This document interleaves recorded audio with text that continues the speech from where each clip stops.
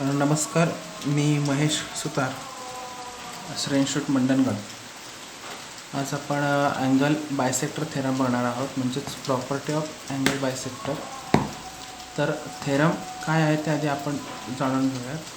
Theorem काय आहे? The bisector of an angle of a triangle divides the opposite sides to the angle in the ratio of the remaining sides. Theorem काय सांगतो आपल्याला? तर ट्रायंगलमध्ये एक angle कसा आहे तर बायसेक्ट केलेला आहे आणि त्याच्या अपोजिट अँगलच्या अपोजिट साईड काय आहे ती डिवाईड झालेली आहे. ती ट्रायंगलच्या उरलेल्या दोन साईडच्या रेषेच्या प्रमाणात डिवाइड केली जात आहे. म्हणजेच काय तर CE काय आहे तर अँगल बायसेक्टर आहे कुणाचा तर अँगल ACBचा आहे. मग AB जी आहे, लाईन सेगमेंट AB जी आहे ती AE अपॉन AB या रेशोमध्ये डिवाइड केले जातं. हा रेशो हा ट्रायंगलच्या उरलेल्या दोन साईडच्या रेशोच्या एवढा आहे. म्हणजे AE upon AB is equal to AC upon CB ही प्रॉपर्टी आहे. ही प्रॉपर्टी आज आपण प्रूव्ह करणार आहोत. तर सुरुवातीला आपण थेरम लिहून घेतलेला आहे, डायग्राम काढलेले आहे. आता आपण गिवन लिहिणार आहोत. गिवन काय येणार आहे तर the bisector of an angle of a triangle. Okay, त्याच्यामुळे आपण गिवन लिहिणार आहोत. In a triangle ABC ray CE is a transversal आहे. ओके, मग तो प्रूव्ह करायचं आहे आपल्याला.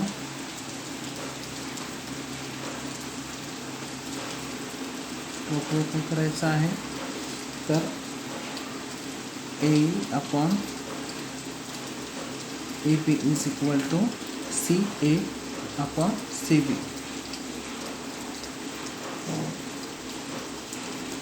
CA अपॉन CB हे आपल्याला प्रूव्ह करायचं. पण प्रूव्ह करताना आपल्याला थोडंसं कन्स्ट्रक्शन करावं लागतं. कन्स्ट्रक्शन काय करणार आहोत ते बघूया आपण.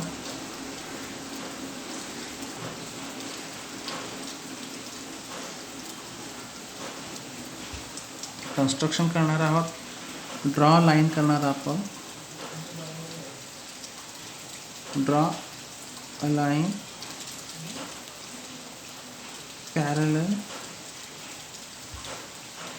To ray CE. म्हणजेच काय हा रे CE जो काय अँगल बायसेक्टर आहे ह्यालाच आपण पॅरलल लाईन काय करतोय पॅरलल लाईन काय करतोय तर ड्रॉ करतोय. रे CE पॅरलल लाईन B इथे आपण नाव घ्यायचं राहिलं होतं BD असं ड्रॉ करतो आहे. ओके, आणि तो पॉईंट B मधून पास होतो आहे. नंतर आपण एक्सटेंड करतो लाईन. कोणती एक्सटेंड करतो line? Extend line AC extend line AC as to intersect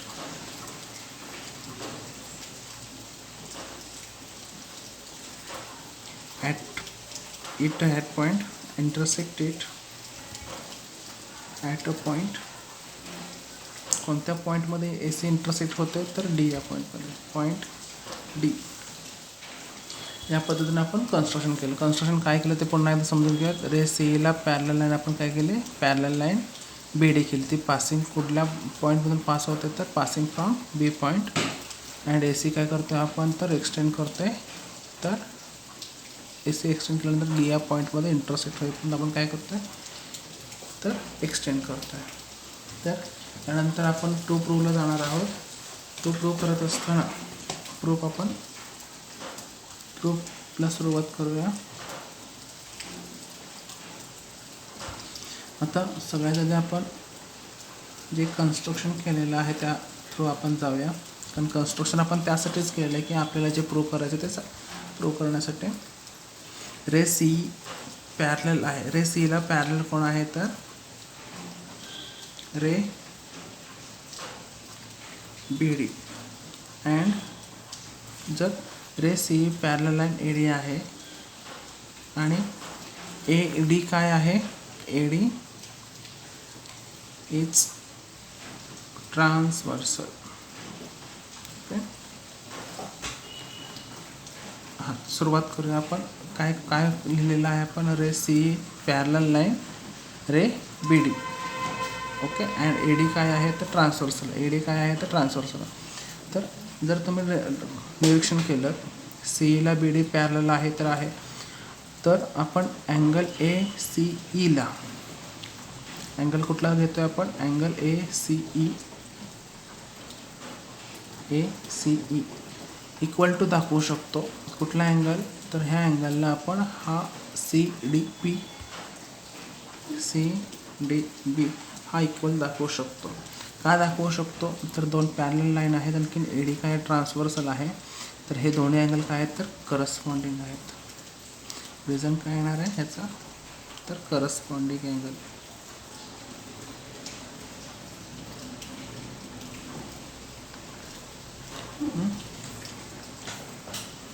corresponding angle same. आता आपण काय घेतले होते? ए डी ट्रान्सवर्सल घेतले होते.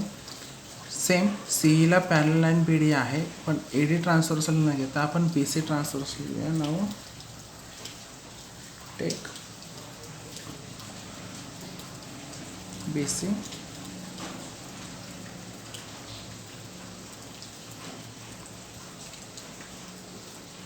नाव टेकिंग काय? टेक काय? Now take B C transversal.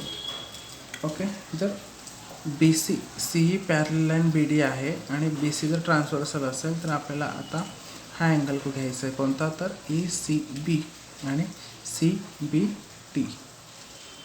पुन्हा बघा, E C B angle E C बीला इक्वल दाखवतोय आपण. हा अँगलला आपण इक्वल दाखवतो. कुठला? तर सी बी डी. का दाखवतोय आपण हे अँगल इक्वल? तर ट्रान्सवर्सलच्या एका साईडला आणि दुसऱ्या साईडला जे अँगल्स असतात ज्या अपोजिट डायरेक्शनला, तर ते कुठले अँगल्स असतात? तर अल्टरनेट अँगल आहेत.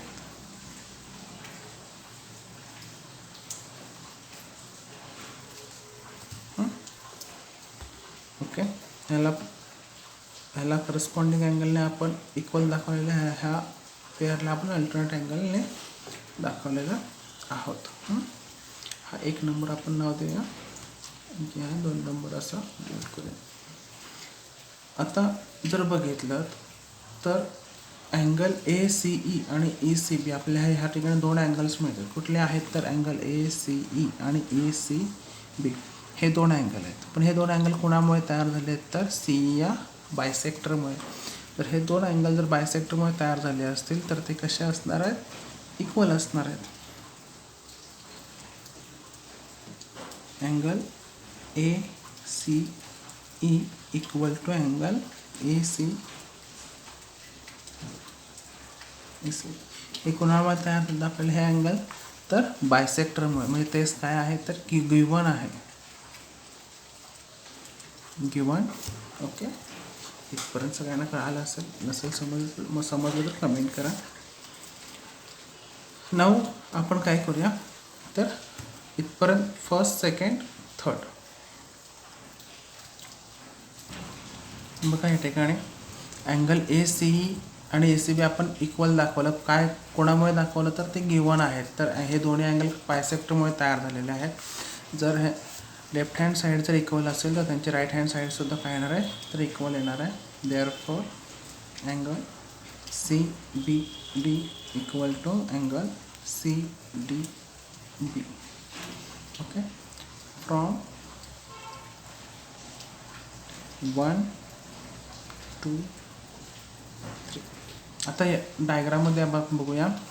तर अँगल सी बी डी कुठला अँगल आहे? तर अँगल सी बी डी. आपण हा अँगल इक्वल आहे कोणाशी? तर angle C D B C equal आहे.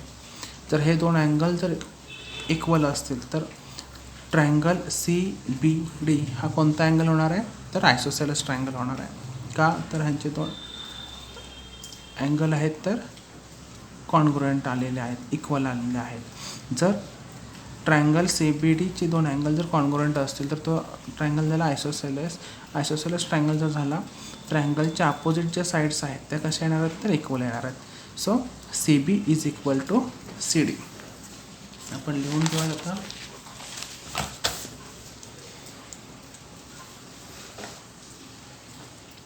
In triangle CBD, in a triangle CBD, side CB equal to side CD. म्हणजेच काय तर तो ट्रायंगल काय झाला तर आयसोसेलेस झाला, मग त्या दोन साईड कशा आल्या इक्वल आल्या. ते आपण लिहूया साइड्स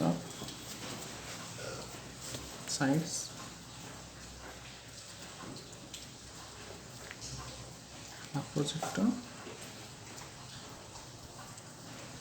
congruent angle.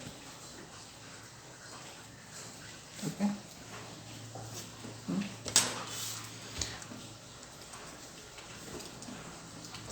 त्यानंतर नाव आता इथपर्यंत आल्यानंतर आपण काय करणार आहोत तर मोठा ट्रायंगल घेणार आहोत. बघा आपण C D is equal to C B दाखवलं, C D is equal to C B दाखवलं.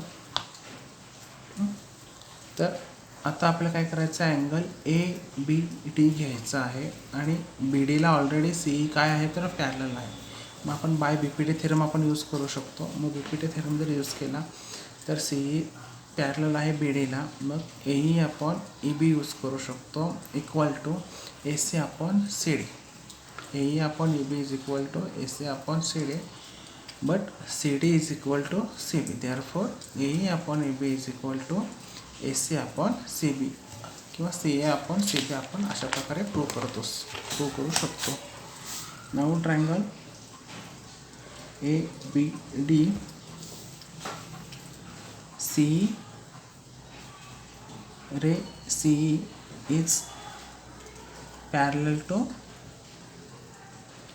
रे बी डी. काय येईल आता या ठिकाणी कन्स्ट्रक्शन, आपण कन्स्ट्रक्शन केलेलं आहे.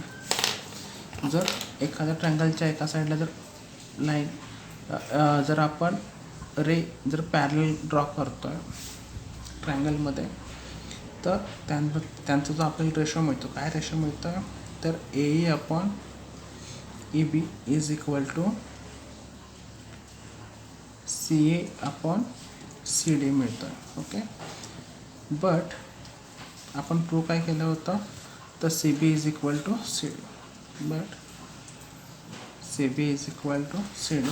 देअरफॉर या सी डीच्या ऐवजी मी काय करतो तर सी बी पुट करू शकतो. Therefore A upon E B is equal to C A upon C डीच्या ऐवजी मी सी बी पुट करू शकतो, कारण की त्या दोघांची व्हॅल्यू कशी आहे इक्वल आहे. C B. आता हे आपल्याला काय करायचं होतं, हेच आपल्याला प्रूव्ह करायचं होतं. A upon E B is equal to C A upon C B. बघा या ठिकाणी A upon E B is equal to C A upon C B. आपल्याला प्रूव्ह काय करायचं होतं, A upon E B is equal to C A upon C B prove करायचं होतं. Okay. Thank you.